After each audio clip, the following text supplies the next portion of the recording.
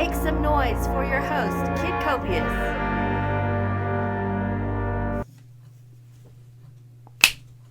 What up, perps? Kid Copious back in the bunker. Purple State Party. You know what we're doing here. We're repping America, the center, and common sense. And things that make us laugh, like these. Oh, these things suck. I hate these little gun ones. Well, that was weak ass.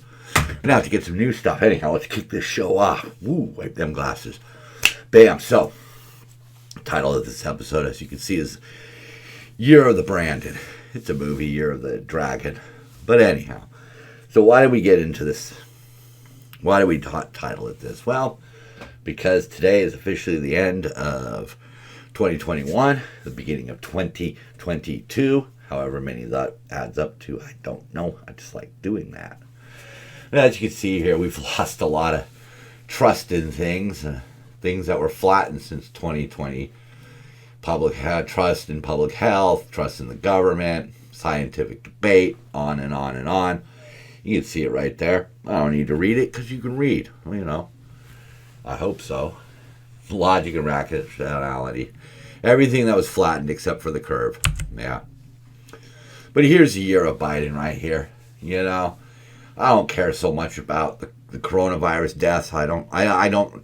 He said he was going to do something about it, but I don't. You know, I don't really.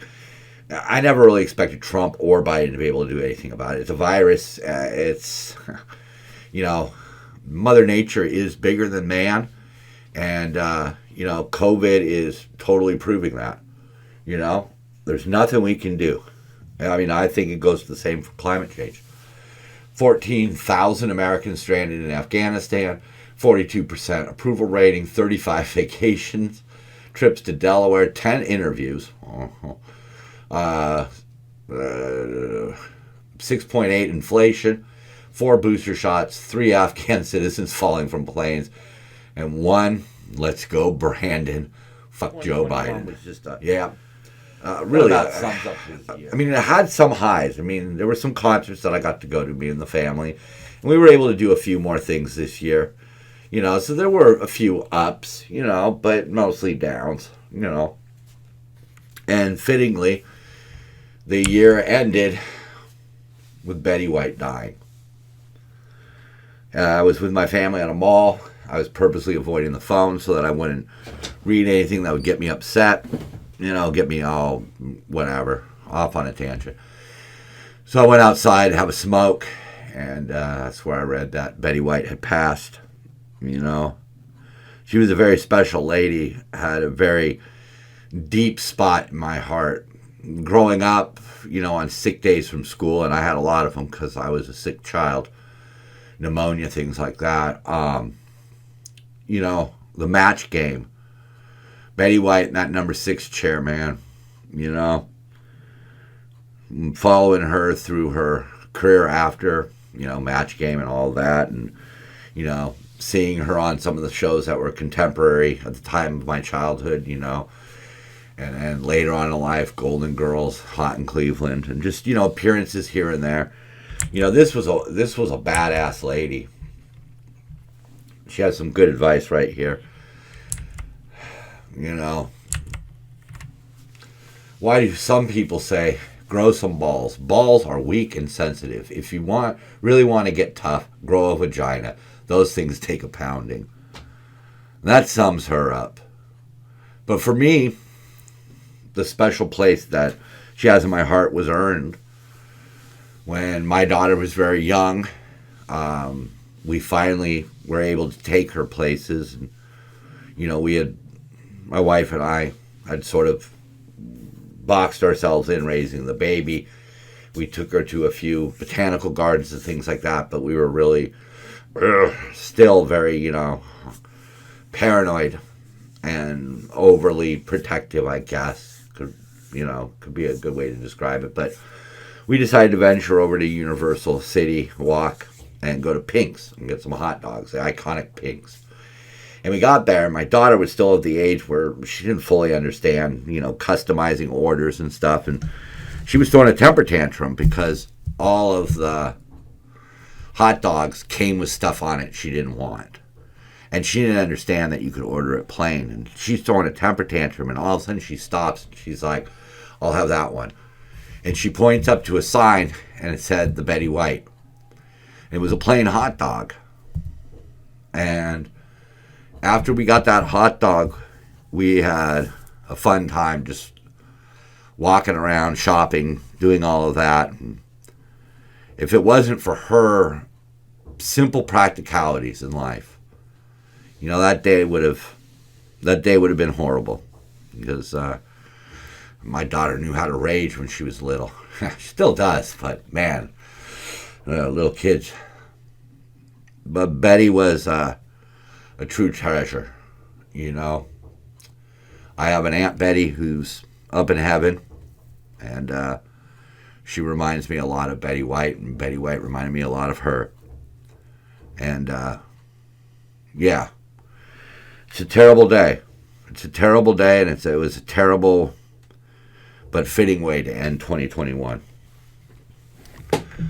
So, yeah, 2 minutes. I think we should be done with COVID.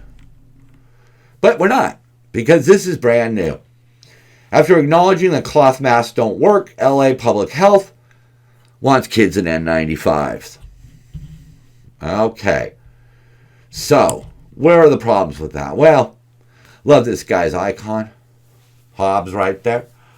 So, Nyosha, whatever that is, and has already come out with a statement. This is a statement pertaining to how to know if your N95 is fake.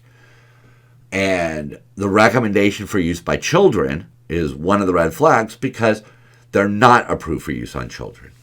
And the reason is tied into this, what the FDA had to say about it. They're not designed to fit children. The lowest risk group out there is being tortured in our schools. I mean, I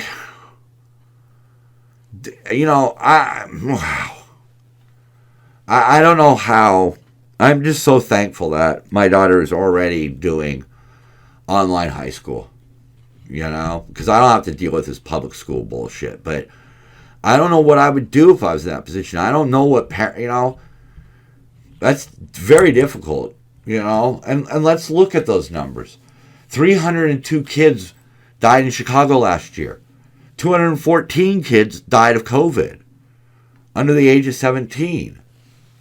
That's the risk. That they're sticking little kids in restrictive masks that make it hard for them to breathe, that make it uncomfortable, that get them in trouble when they're just sick of wearing it and they just want to take it off. That's the numbers we're talking about. Out of the millions and millions of kids who will get COVID, 214 have died nationwide. Okay, I don't want any of them to die. But that's life. Life involves death. And you can't torture the millions of kids to try to save 200. Yeah, I think we covered this. He agreed with the "Let's go, Brandon," and that really took on a life of its own. To whoever thought it was a good idea for President Biden to take phone calls on Christmas Eve on live television, thank you. Yeah, that to me is the highlight of the year, and that's why I'm featuring it right now. I guess I should have started with that, but F it. This is what you're getting. You're getting real. You're getting somebody who believes in America. Right over there. See, right next to that CRT, which stands for Carrollton, Texas. Excuse me. I'm sorry about that. But you see the old Patriot logo.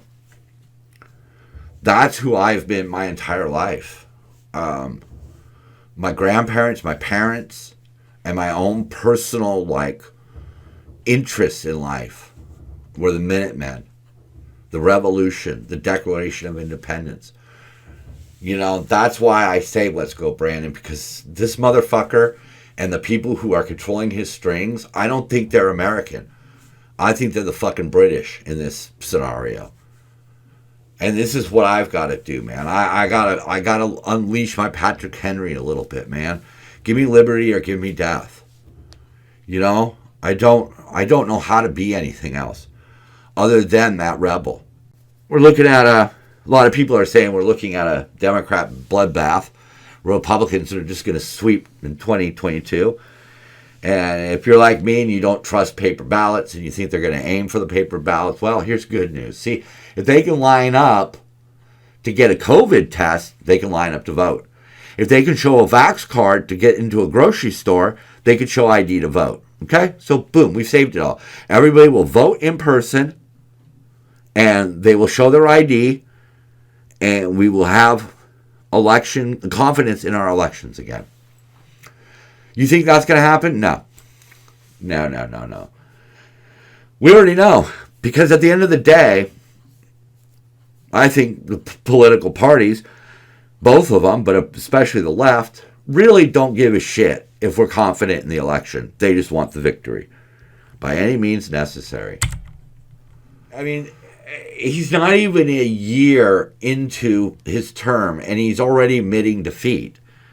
And we're seeing that we saw that at the border. They had a return to the Trump policy of stay in Mexico. He's admitted defeat on COVID. I mean, these people have no fortitude, man. They have no fortitude unless it's a bad idea. If it's a good idea, no fortitude. Bad idea, fortitude up the wazoo. President Trump is not God. Yes, thank you. People who vote for Trump aren't necessarily members of some sort of cult. We liked what he offered. I didn't vote for him the first time around. I voted for an independent candidate just to try to get that candidate's party enough votes to be invited to the debate so we can start hearing a third opinion. You know, something else. You see, this is what I do. This is what I believe. The right and the left are the wrong places to be. We just need to center. And I'm looking for a party to do that. So I voted independent, but he earned my vote the second time around. But not because I liked him on Apprentice and Celebrity Apprentice. Not because of the mean tweets. There were a lot of things that he said and did and possibly believed that I'm against. That I don't side with him on. I wish we had maybe a different personality who had won against Hillary. You know, somebody who came from the business sector. Somebody who was a maverick. You know, to quote the legendary Sarah Palin, a maverick. But that's what we needed. A lot of us, that's what we saw. We saw a non-politician in there. We saw somebody who wasn't necessarily worried about doing right by the party. You know, politicians work for us, and it's important to remember that. But man, I'm just going to end this by saying I personally am very hopeful for 2022. I'm basically going to at least a concert a month at this point. That's really important to spend time with my daughter and my wife, doing something we love to do. 2021, 2020, all that bullshit, all that nonsense, rearview mirror. We'll check it every now and then to see where we've been, but we need to be looking straight ahead. We need to be focused, and we need to be honest.